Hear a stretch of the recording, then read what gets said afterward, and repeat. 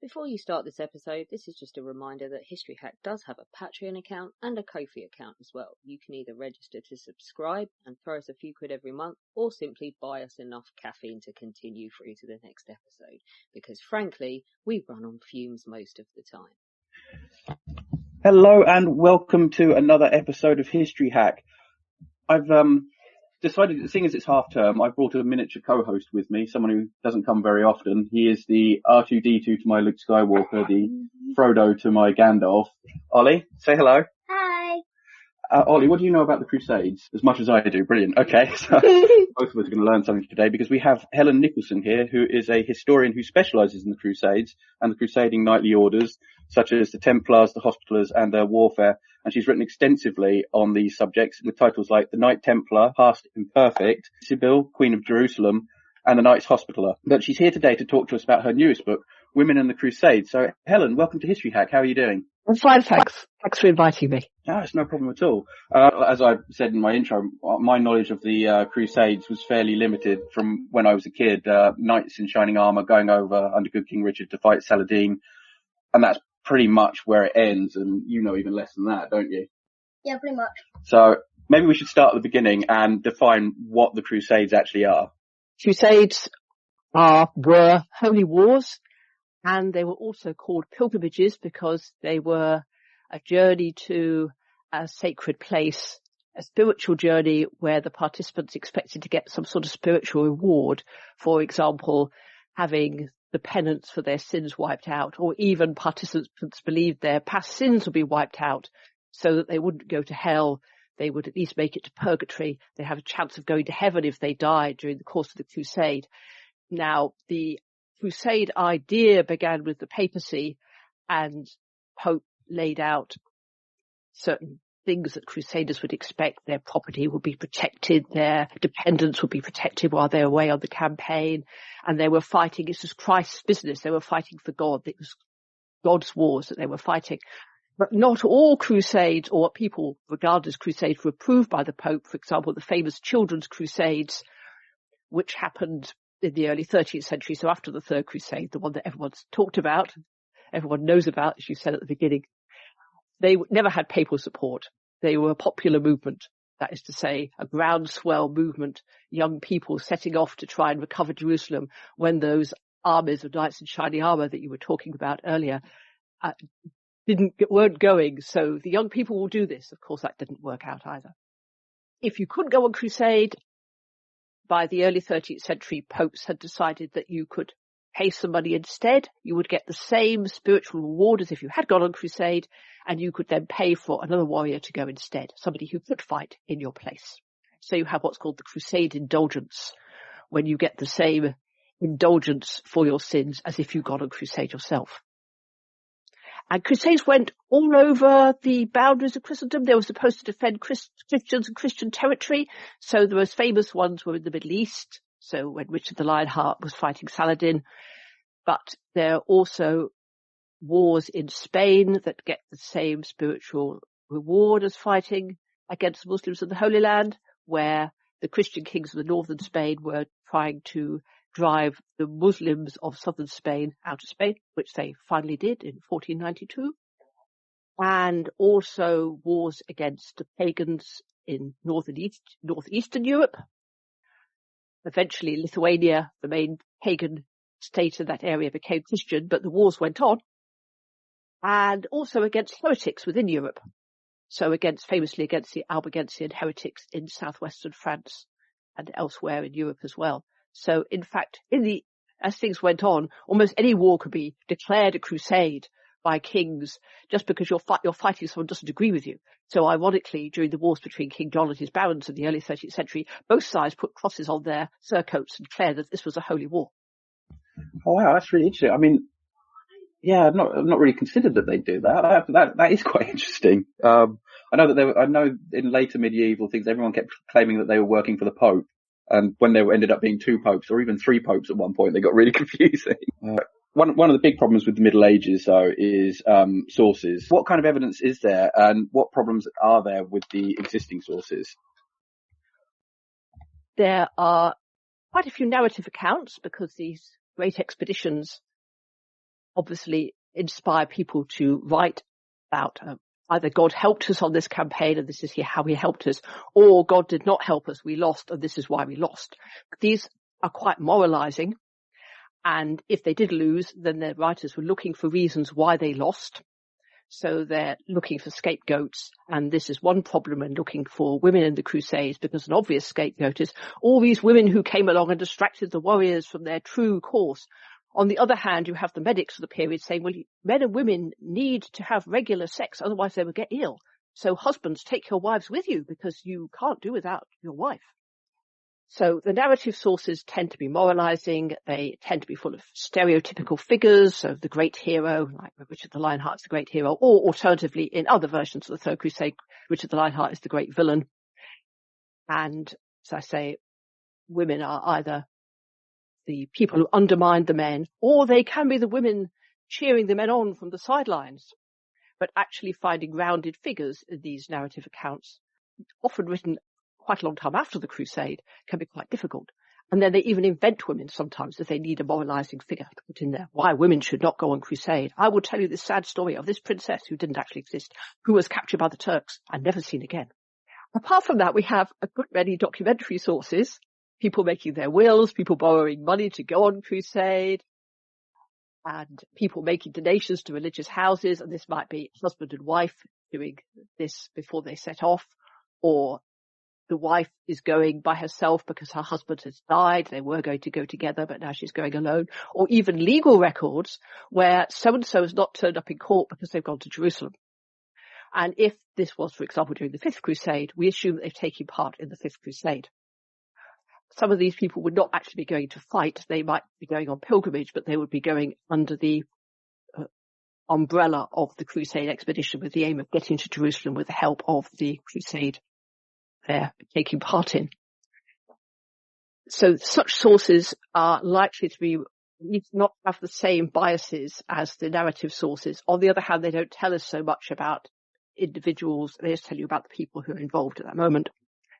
There's even one record from a ship called St. Victor where we have the passenger list.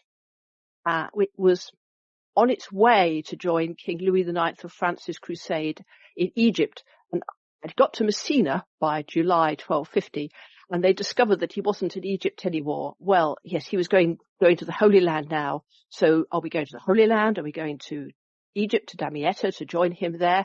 So we have the passenger list saying we want to go somewhere else now, and the captain of the ship saying, but you commissioned me to go to one place, and now you want to go somewhere else, that's going to cost you extra.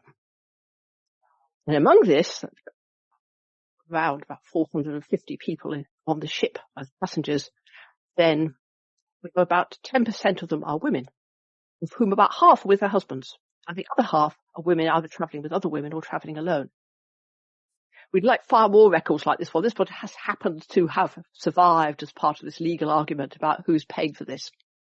It does open up the possibility that there's plenty of other material still lurking in the archives, scattered across Europe, and it's a matter of scholars working their way through the archives. A lot of the material that's cited in my book was found almost by chance by scholars working through material in the archives, and I've tried to pull it all together to provide a more rounded picture of what women were doing, while being aware that there's probably a great deal of other information that hasn't been found yet. Yeah, that must have been really interesting. Of course, there was the problem that respectable women should not be discussed in public, and you certainly shouldn't name her. So chroniclers also get people's names confused. And what we really love is the donation charter by whoever it is, because then she gives her name and her full title, so you know who she is. The chroniclers might get her name wrong. It's quite common for them to name a woman by her mother's name or her aunt's name by mistake, because they don't actually know what her first name is. And subsequent scholars may get her title wrong as well. So what you want is the donation charter. I'm giving this to a religious house, and before I go on crusade, and then it has all this information set out. So a lot of the women in these sources, the narrative sources, are actually nameless. A woman and her husband did this. So there is a stereotypical view that any women in the region would have gone to support their husband, as we said, but you also mentioned that there were women who would be travelling alone or with other groups of women. Can you tell us about these groups? one group of women who were planning their own crusade, but that never got off the ground. And the women who are going out on the St. Victor in 1250, we only have the information they were there at that moment, so we just have a snapshot. Occasionally you get a wider picture when, for example, during Louis IX's crusade in France, there was a moment where one of the noble warriors had been surrounded by the Muslims and was about to be captured. And the merchants and the women who were supporting the crusade by selling food and other supplies to them raised the alarm, and a rescue group was sent out. So this case, we don't know the names of any of these women. There were obviously a group of people who were supporting the crusade, providing the logistical support. And this is the only time they're mentioned. They were there. In the course of the Fifth Crusade, so around 1220, when that crusade had just captured the city of Damietta in northern Egypt, and then it lost it again later on. The women turn up again, briefly mentioned, with their children, because they've been assisting in building siege defences. And so they were just doing the heavy labouring work. And they get paid a small amount, far less than the knights or the other men-at-arms get paid, but they've got an actual payment in there. So we know that they were there. Exactly who these women were, though, there aren't any names. Their husbands were on the crusade. They might be widows whose husbands have died during the course of the journey, or they might be people like the people who were absent from the law courts in England at that time because they joined the pilgrimage. So they tend to be without names. Occasionally we get a name.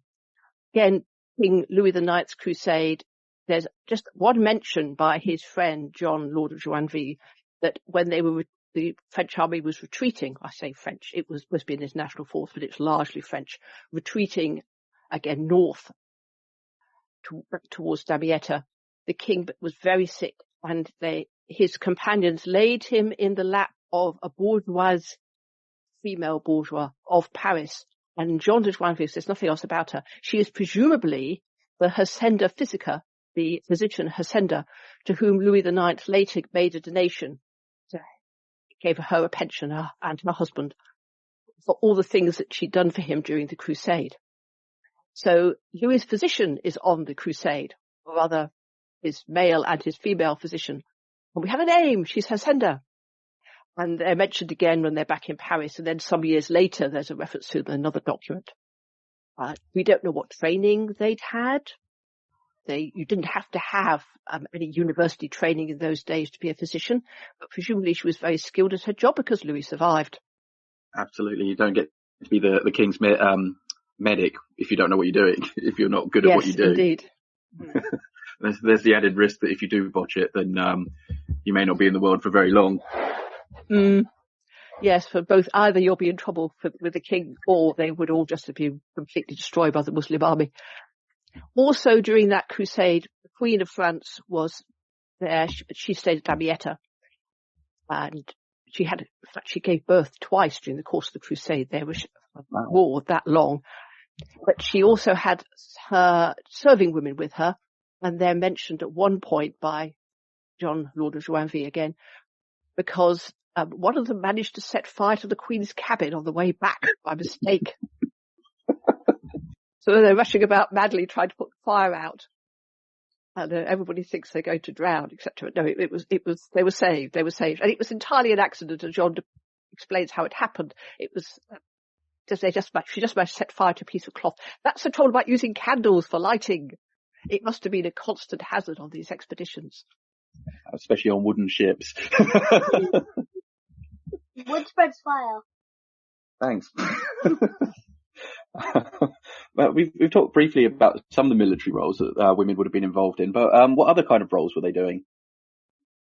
It's apart from throwing stones at the enemy or standing on the sidelines carrying water for the warriors, the noble women of the Crusade estates who owned their own castles in their own right, who'd inherited them, would also defend them if they came under attack. Now, that's not strictly crusading, but of course it could be part of a crusade campaign. So, for example, the famous Battle of Hattin, when Saladin met the forces of the Kingdom of Jerusalem, and he won. He defeated King Guy and the army. The army was on its way to relieve the castle of Tiberias, which was being defended by its lady, Eschiva, who happened to be married to the Count of Tripoli at that point, but she'd had other husbands before, and it was her castle. And she held out until after the Battle of Hattin, when it was clear that she wasn't going to get relieved. And then she came to an agreement with Saladin and was able to retreat to Tyre with what was left of her household. And another lady of the kingdom, Stephanie or Etienne of Transjordan, had also to negotiate with Saladin for the surrender of her castles, which up until that point she had been defending, in order to get her eldest son from Saladin, because he beat her during the Battle of Hattin. So women had to be able to defend castles. Then they also, noble women, raised troops, and so husband, in the case of the Albigensian Crusade, for example, Simon de Montfort Senior is waging wars. His wife, Alice de Montmorency, is away raising troops. So while not actually preaching the crusade herself, she hasn't got a license to preach, she's encouraging the lords of northern France to send their people down. And when she returned, she has an army behind her. And she kept doing that throughout the crusade. It was the only way to ensure they had a continual supply of people, because they didn't stay that long. You came on the crusade during the Albigensian Crusade. That was when it became established. You only had to stay for 40 days. So people came and they went away again quite quickly. Occasionally, yes, women would have to actually fight on the ground, but usually only in an emergency situation when the enemy has broken into the camp. And then everybody lays hands on whatever weapons they might have. During the Third Crusade, we have some quite detailed accounts.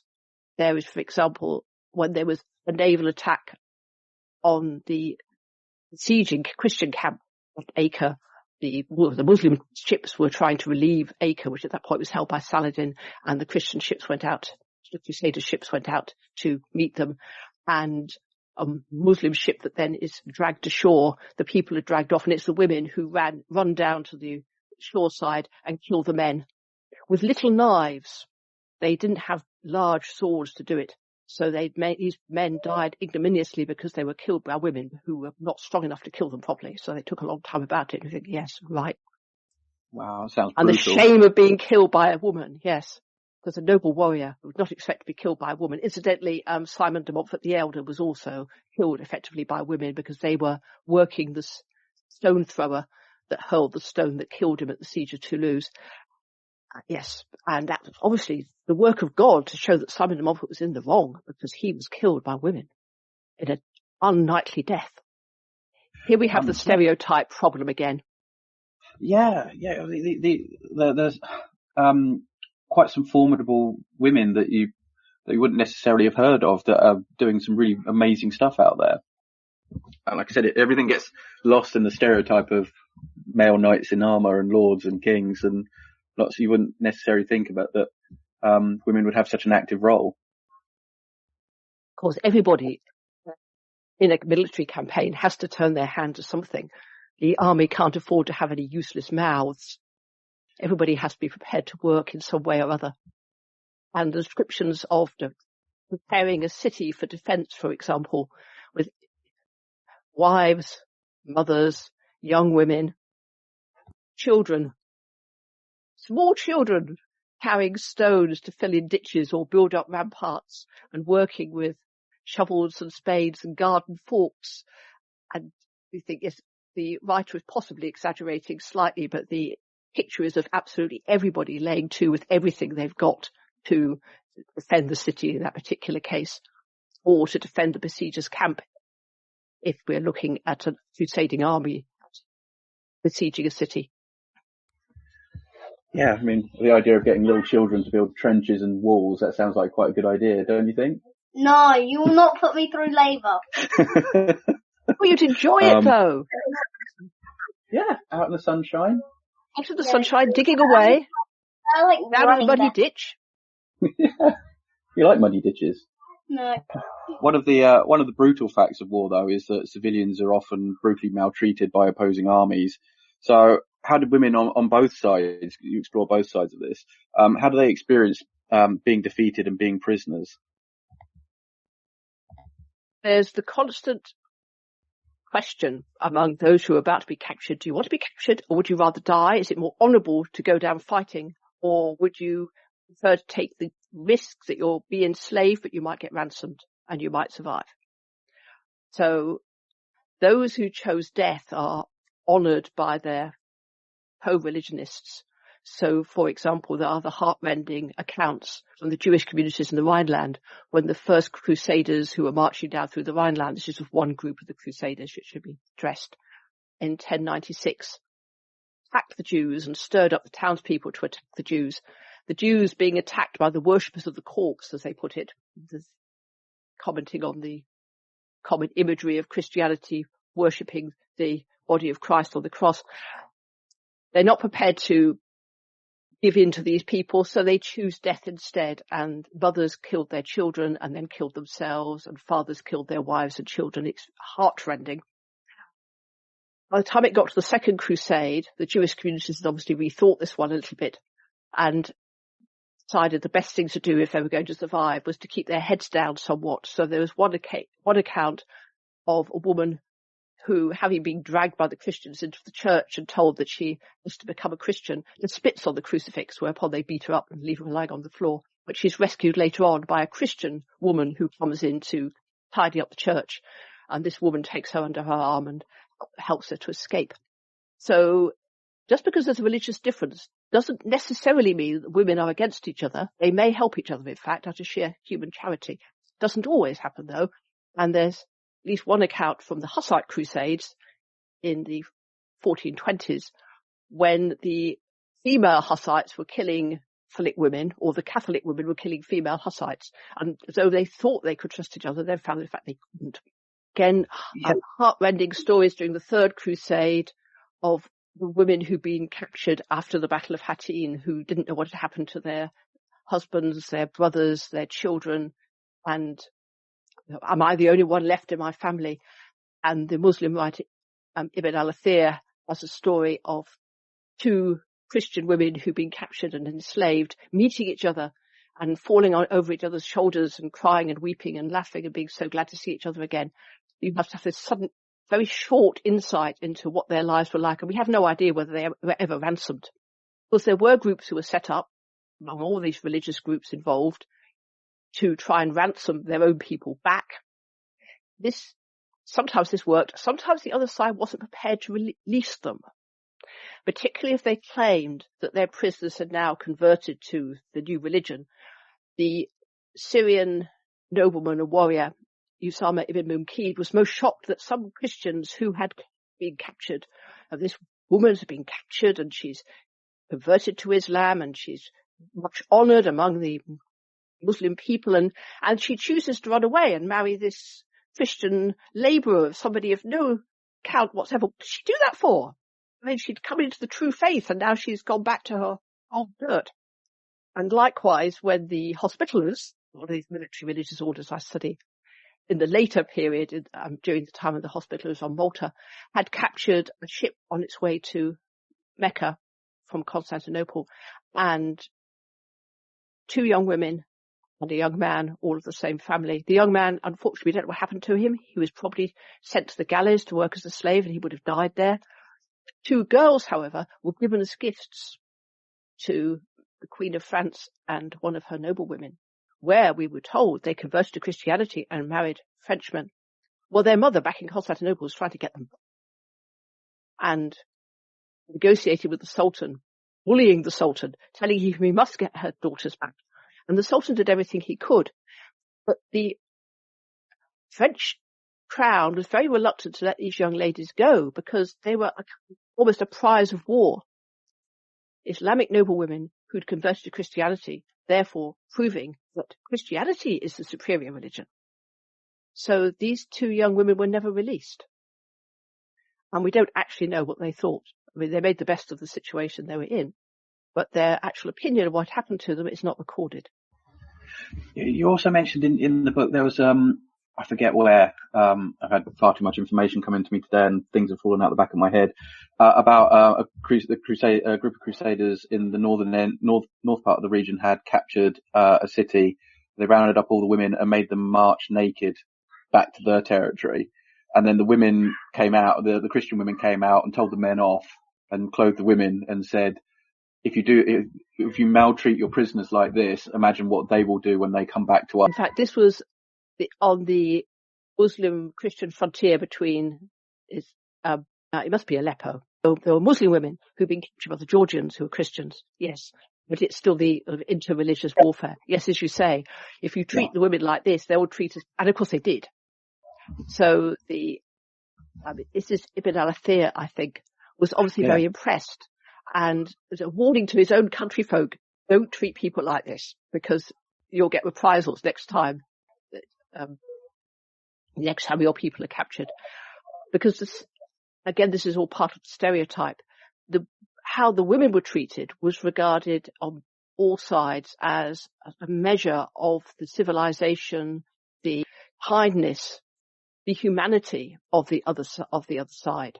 So if you're encountering a group that treats women well, then that proves that they may still be your enemies, but you can deal with these people. They're obviously proper human beings.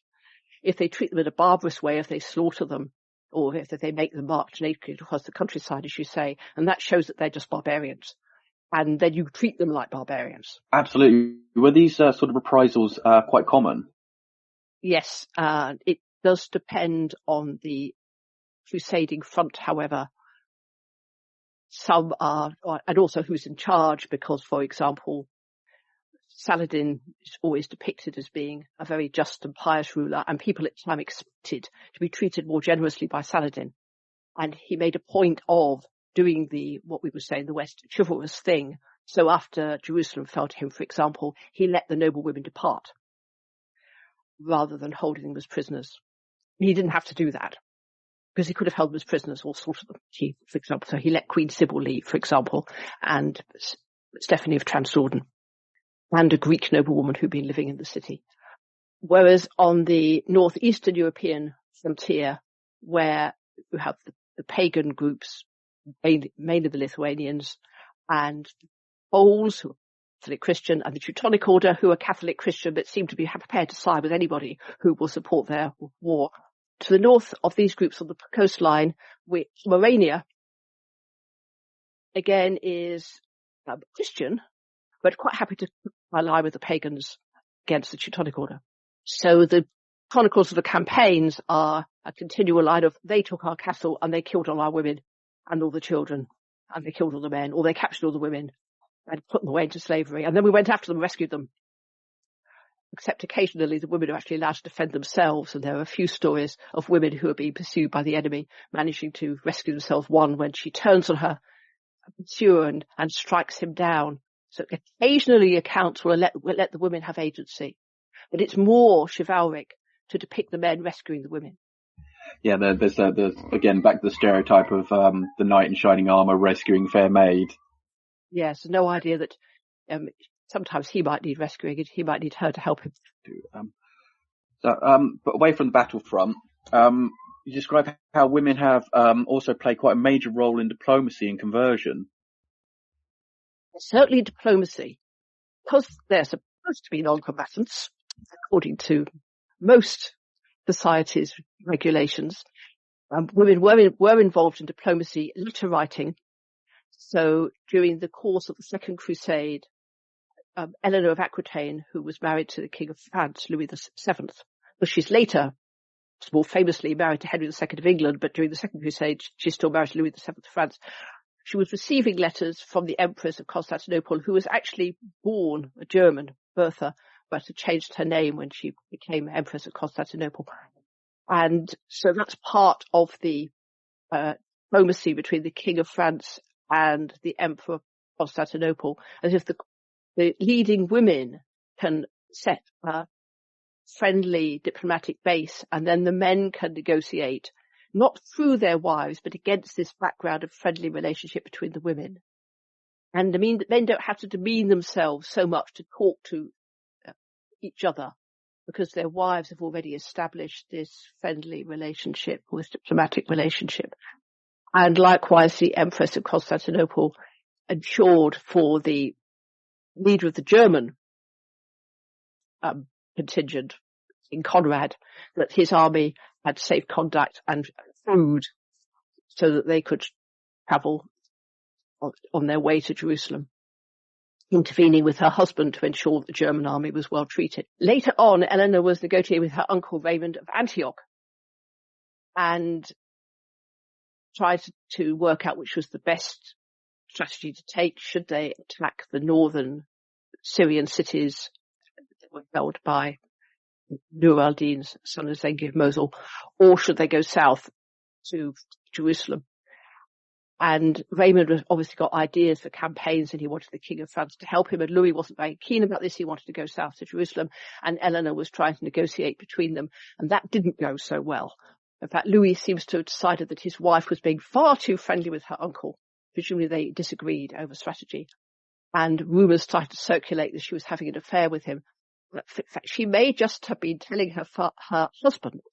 She may just have been telling her husband that he was an idiot and her uncle had a much better idea of the strategic problems in the area. But we will never know because we only have Louis' side of this. And we don't know what Eleanor herself was thinking. So women could play an important role in diplomacy. And because they were regarded as non-combatants, they could be seen as less threatening. And also it could be less demeaning, as I say, for the enemy commander on the other side to talk to the woman than it would have been to talk to her husband, because he could be seen to be acting in a chivalric manner as a nobleman, being generous to the noblewoman, rather than having to lower himself to talk to the men on the other side. Women are also involved in marriage alliances.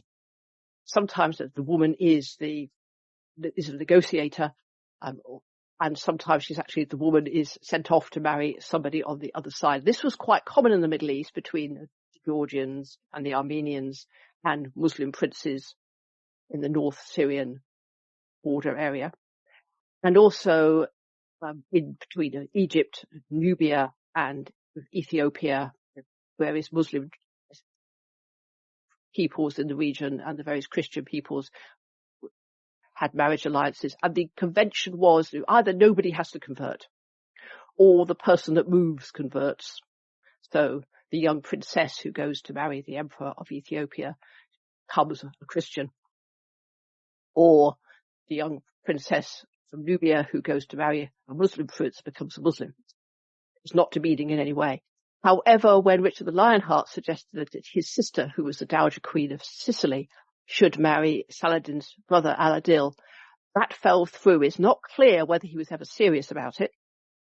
It was said among the Muslims that Joanna had objected to having to marry a Muslim. Joanna would have been familiar with the idea of interreligious marriages because they happened in Sicily, but only among the lower classes, and she might then have said it was too demeaning for her. But as usual, we haven't got Joanna's side of the story.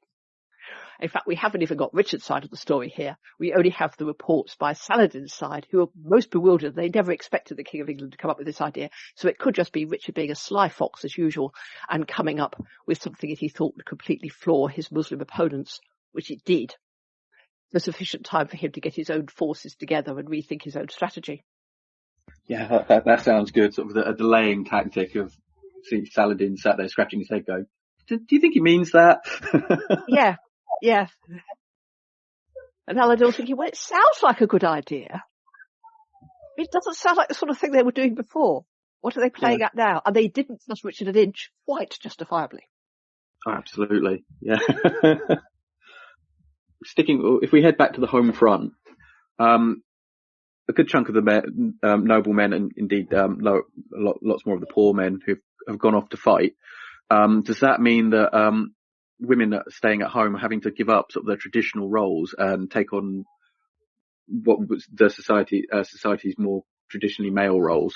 If that makes sense. Of course, sometimes when the husband or son or even father goes off on crusade, the woman would have been the heir in any case, so leaving her in charge of the estates would be entirely appropriate. But even when it's somebody like Eleanor of Aquitaine's eldest daughter, Maria of France, who was left in charge of the County of Champagne when her husband, Henry I, Count of Champagne, goes off on crusade at the end of the 1160s. She'd already running her own estate, so she'd had practice of this, and now she's just running the whole of the county. And if there had been any trouble, she had her extensive family network to draw upon to support her, but actually she managed very well, and she was well respected by the nobles of Champagne, and the counties remains peaceful, and eventually Henry comes home, although very severely shaken by his journey. He'd in fact been captured by bandits on the way home and had to be ransomed by the Emperor of Constantinople. So he came back home in a very, very bad state and died shortly after his return. So it was rather traumatic. And this common problem for women who were left at home to run the estates, that they didn't know where their menfolk had gone. There was no quick news service, of course, so they didn't know where they were. They might get a message to say they're on their way home. More likely, they just have travellers' stories about what might have happened to them. They might end up having to ransom their husband, son, father.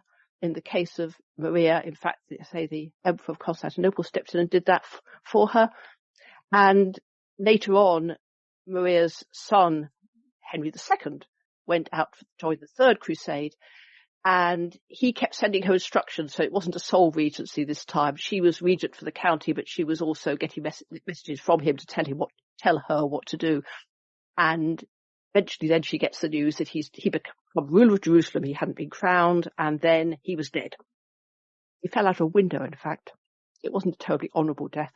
And yes, contemporary writer who was very friendly towards Maria said that she was so shocked by this that it was brought on her premature death. And in fact, it's then her second son who inherited the county. So sometimes regencies went quite smoothly. Sometimes neighbours decided that as the nobleman of the family was away, now was the opportunity to take over lands which might be a bit marginal, or maybe they could claim that they might really belong to them.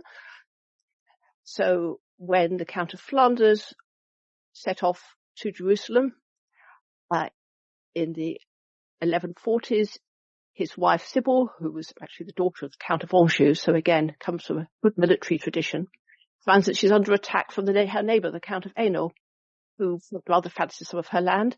And at that point, she wasn't in a position to go and fight him, because here's another reason why women don't get involved in warfare very much. She was expected to have a baby. And you cannot go out to lead an army when you're in childbed.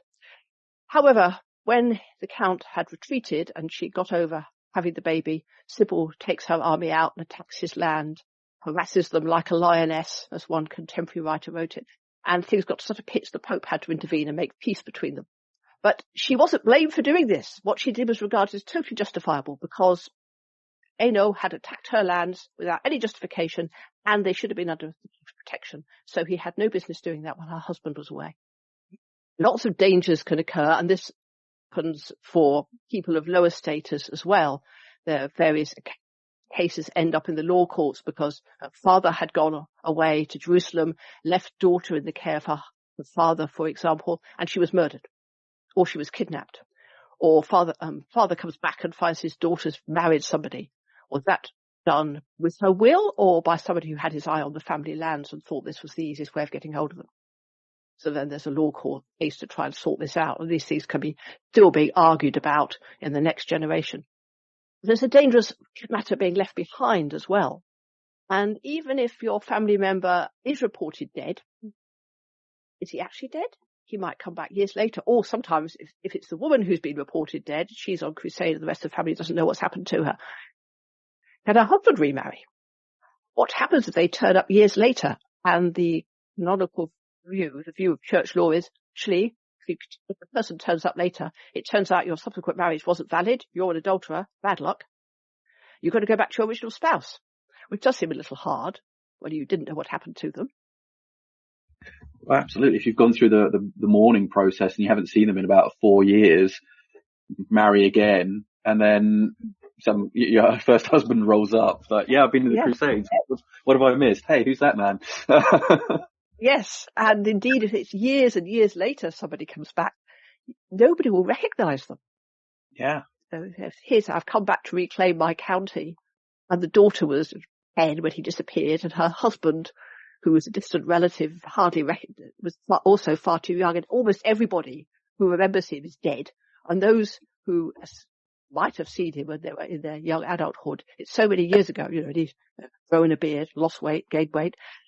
How do you know if it's the same person? Yeah.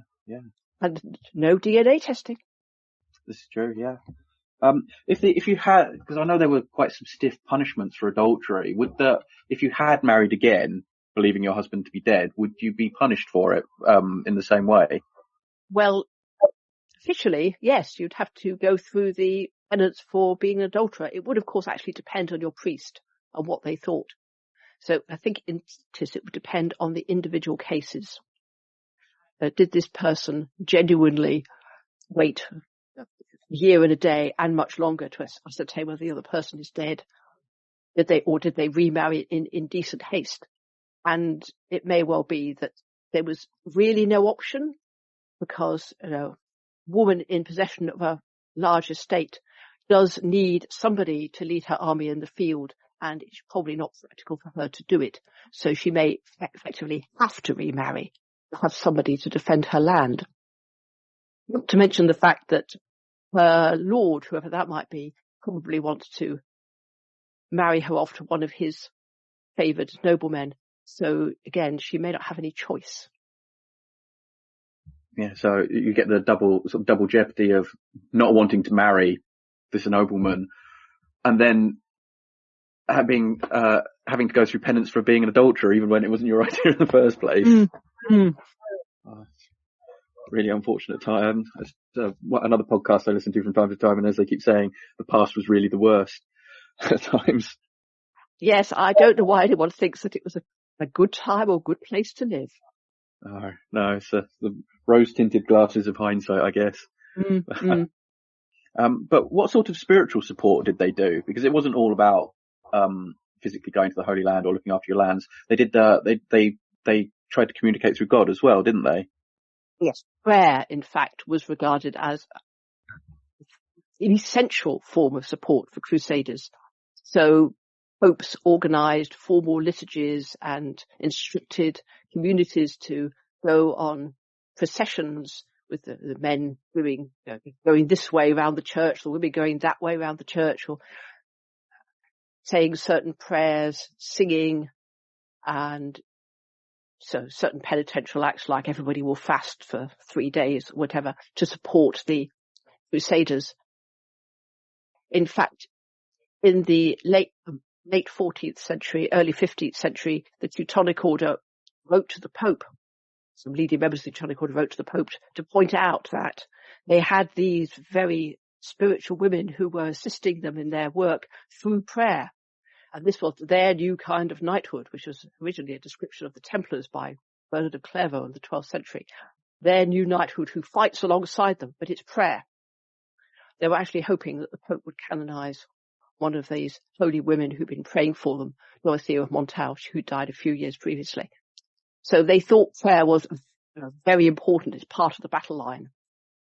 But you don't have to actually be on the battle line to pray, of course. You can pray from safety back in Western Europe, away from the frontier. So there's the prayer, there's formal liturgies, there's incorporating prayers for the Holy Land into the normal masses in church services that are said every week across Christendom. And this, in fact, becomes the case in the 14th century. Effectively, everybody is praying for Jerusalem, which, of course, by this time has been lost to the Christians for, since the 1240s, they lost any chance of getting Jerusalem back.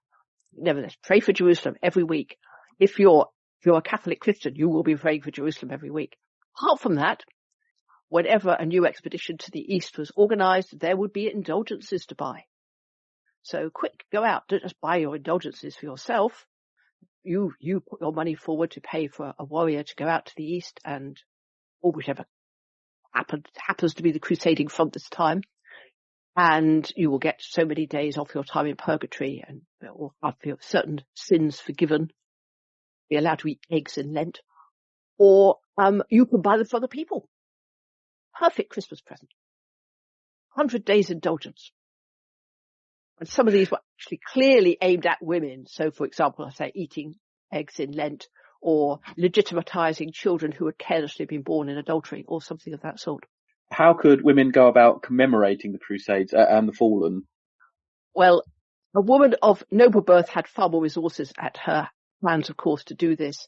So organising monuments for male relatives who died on crusade.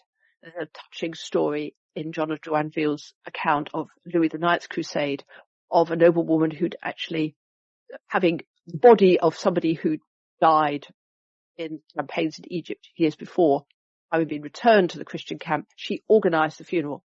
She paid for everything.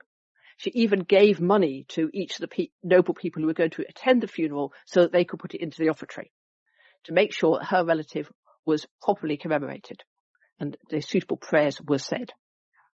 And at other occasions, for example, I mentioned Marie of France, Countess of Champagne, after her husband Henry I had returned to Champagne and died after his time in the East.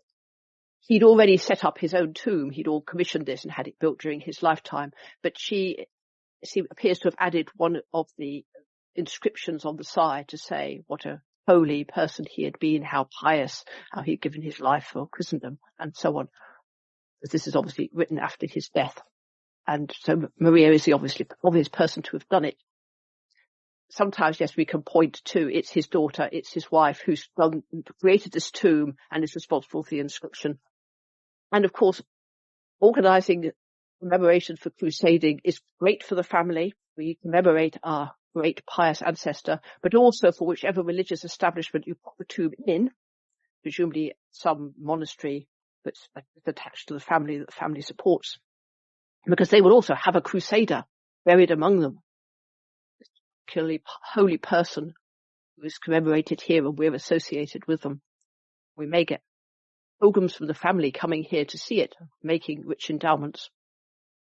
So it's a plus for the religious foundation where they end up, as well as for the family. There are other things one can do as well. You could simply commission prayers for the fallen. Regularly make your donation to your local religious house to pray for a member of your family. One lady, Isolde from Bridgewater, who had been out on pilgrimage to Jerusalem, the time when the king of Cyprus was attacking Alexandria, so this is in the 14th century, rather unfortunately her pilgrimage coincided with his attack on Alexandria, whereupon the authorities in Jerusalem, which of course by this time is ruled by the Mamluks of Egypt, had immediately jumped on any Christian pilgrims who were in Jerusalem at the time and arrested them. And Isolde reports that she was horribly tortured and only escaped by a miracle.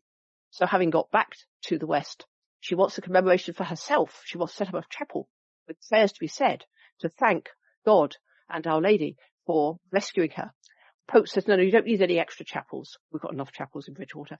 We will just have you can just set up a special donation to your local church and they will say prayers for you there to say thank you, and that will be sufficient. But the fact she wanted a commemoration is indication of the importance of commemorating these things. You want prayers to continue to be said. You want this to be remembered. You don't want it to be forgotten that God helped you, God helped your family. And yes, your family will be remembered forever because they were involved in this expedition to the East, or in Isolde's case, rescued by God. It's in her case, ironically, the crusade was a cause of problems, but anyway. Oh, absolutely. I mean, if I'd escaped being imprisoned, managed to get back home, I'd want people to thank God that I did it and happily pay for a chapel. Mm. You want your story and your name to continue, and indeed get into cut down your purgatory time. So yeah, it's quite a driving factor in the period to escape purgatory as quickly as possible. Yes, a post-mortem care, as I call it. So how active were women as well in cultural patronage? We can link cultural patronage to memorialization because some of it overlaps. So putting up a fresco or a stone relief commemorating your family's involvement in the Crusades or your own involvement in the Crusades is a work of art, so cultural, but also memorialization of the Crusades.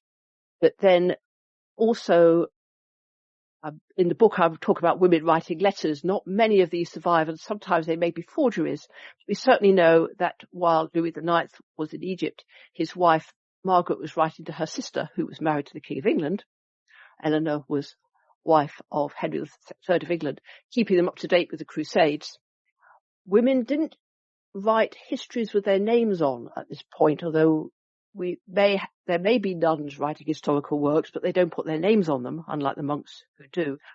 But certainly the eldest daughter of Alexios Komnenos, Byzantine emperor during the First Crusade, Anna, picked up a history that her husband had been working on after his death and continued to write about her father. And this Alexiad, as she calls it, includes an account of the First Crusade.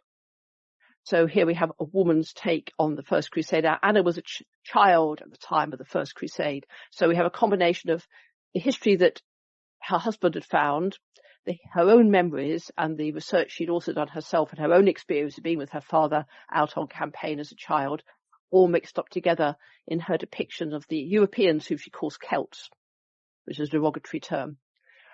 These Celts coming like a great mass across Europe towards Constantinople before they go on to Jerusalem.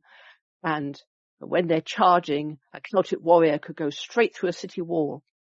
And also describing one of the leaders of the First Crusade, Bohemond, who goes on to be Prince of Antioch. In terms that suggest she's actually describing a magnificent war horse. As has been pointed out, she describes him physically as a very big man, wide nostrils and a huge chest. And you think, but nothing about his brains. The man obviously has no brains. He's basically a barbarian. So she might as well be describing a horse. And if she was, as a child, presumably she saw Bohemond and was quite scared by him, this great big man that strode about the place and looked like he owned it, but she certainly didn't. We don't have other eyewitness accounts of crusades by women apart from letters like Margaret of Provence. There were women in the West who commissioned works about Jerusalem or about the Crusades, poetry, for example, and there's at least one beautiful liturgical book, I think, a Psalter, with pictures of Jerusalem, which may have been produced by a nun for a nun who wanted to have pictures of Jerusalem to help her contemplate the glories of the Holy Land and concentrate her mind on these holy places. As far as poetry goes, back to Maria of France again, she commissioned at least one poem, possibly more, from the poet Chrétien de Troyes, the story of Lancelot, the Knight of the Cart, which mentions people going on crusade, because they're not allowed to take part in a tournament. But she didn't say anything else about it. Or at least the poem doesn't say anything else about it, which suggests that Maria had up to here with crusades and wasn't that excited about them. After all, her husband had been absent in the Holy Land for a long time, and so, yes, the time that this was being commissioned was the time when her husband would have been planning to go out to the East. So sometimes noble women don't seem to be that excited about crusades. Others were very interested in keeping mementos of the Crusades, or I'm endowing my son with these things, a will might say, including this that my father or my grandfather brought back from the Crusades with him. So they can be perpetuating cultural links with the Holy Land. And the German version of the Song of Roland, famous poem about the Franks fighting the Muslims in Spain, which is entirely fictional because they weren't fighting the Muslims, they were actually in alliance with them, but that's another story. So the priest Conrad, who wrote the German version of the Song of Roland, mentions that it's been sponsored by a noble woman who is probably Matilda of England, who was married to Henry the Lion, Count of Saxony. And she was the daughter of Eleanor of Aquitaine again, and Henry II of England. We're both very interested in crusading. So this may be another example of women's cultural patronage supporting the crusade. Yeah, because the Crusades go on for hundreds of years, so I could imagine that there would have been at some point several people getting rather tired of it. It's like, let's talk about the Crusades some more. So, oh no, please, let's not. Let's not. It's a good way for young men to get themselves killed. Alternatively, there are, depictions and literatures of women encouraging the young men to go on crusade because this is the way to win honour. until they don't come back, and then it's not a way to win on. When they have won great honour, and they are also dead, and they are not coming back, and we are very upset about it. It must have been the same for every great war, though. Imagine the young women encouraging the young men to go off and fight in the First World War, which to some degree was also depicted as a holy war against evil. And they waved their young men off, and many of them never came back. Yeah. And I could also imagine there's the excuse of, you're not going to disappear off to the Holy Land for 4 years and leave me to run this land of my own. Yes, and when Richard the Lionheart goes on crusade, his mum, Eleanor of Aquitaine, must have known what was involved and that it was like to be very problematic. So after he's gone, he heads back to England to keep an eye on the government. She was never officially regent while Richard was at the Holy Land, but she was always there supporting the government, and reported again by the contemporary English chroniclers as having been a very important character there to keep the government on an even keel and stop Richard's little brother John seizing the government, which he tried to do, of course. Absolutely. You know about King John, don't you, Ollie? Robin Hood? Mm. Yeah, there's a nod. Yeah. Helen, this has been really, really interesting. Would you mind reminding everyone what the name of the book is? It's called Women and the Crusades. Note it's Women and the Crusades, so it's sort of everything you wanted or didn't want to know about women's involvement in the Crusades. Not only fighting, but also encouraging crusaders and memorializing crusaders, as we've been talking about, and looking after crusaders' lands, and trying to discourage people from going on crusade, promoting totally ridiculous crusades, and then, yes, romanticizing about crusades, remembering crusades in poems and stories after they'd gone. And in the end, I started off thinking, we'll have a list of women crusaders. By the time I got halfway through the book, I thought, well, half these women have got no names. But secondly, there are so many of them, and their involvement in some cases is tangential, but they're nevertheless important, like they're praying for crusaders. There's actually no point in having a list of names, because in the end, it's everybody is involved in crusading, and the women too. Really did enjoy reading it. It breaks open the stereotypes we were saying at the beginning. It was really interesting. If you are listening to this, we will have it on the History Hack bookshop. That way we get a small amount of the money. Helen will get more of the money. Jeff Bezos can't build a giant spaceship and go on Space Crusade. So that's good for everyone. I bet he'd like to. I mean, to be fair, if I had that kind of money, that's what I'd be thinking about. Helen, thanks again for coming to speak to us today. Pleasure. Thanks for inviting me. Our incredible guests give us 45 minutes of their time to join us and talk about their work or their new book. This is just a small taster.